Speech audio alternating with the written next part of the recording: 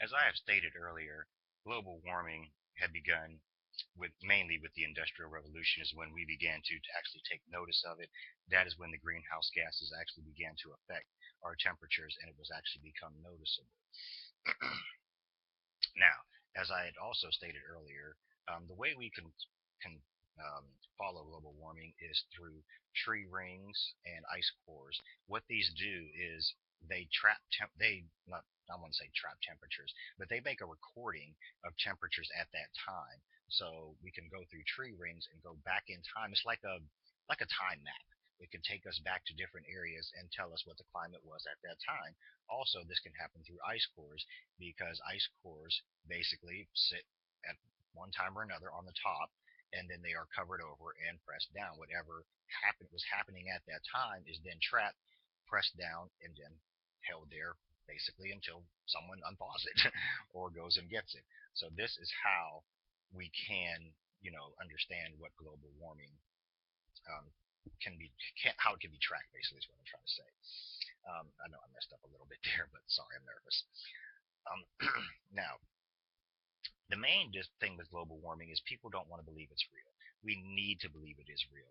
Anything that scientifically shows us that the earth is changing and we need to pay attention to this. Unfortunately, during the 80s, which I am a child of and I am guilty of myself, recycling was nothing but a word. It meant absolutely nothing to us. It was a throwaway society. When something was used and up with, you threw it away.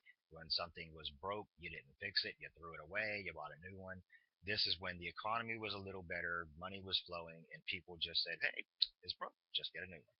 We lived in a throwaway society, and now we and our children have to pay the price for our own arrogance because as us being known as humans, we are basically arrogant and believe that we can do anything that we want on this earth. But we must remember this earth is what sustains us, sustains everything on us, and we must keep it healthy to keep ourselves healthy. This is what I would really like my conclusion to be. Now, there is little disagreement that global warming is real with all the scientific evidence we have. We have shown this, but my question is, what can we do about it? Well, what we can do about it is recycle, reduce, reuse. Three words that are thrown around constantly, but they are very important. This is one of the main things we can do to help curb global warming. We as humans cannot stop global warming totally. As a matter of fact, we are not the sole cause of it, as I said, but we are one of the major factors.